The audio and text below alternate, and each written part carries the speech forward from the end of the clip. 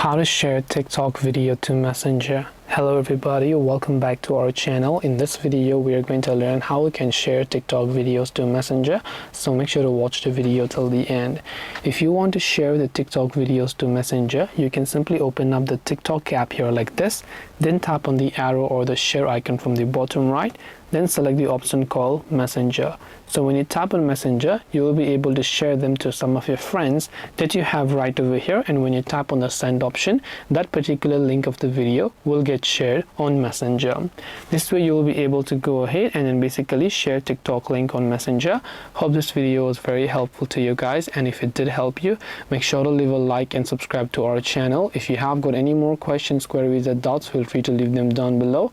Thank you for watching till the very end of this tutorial, and see you soon as always in the next video.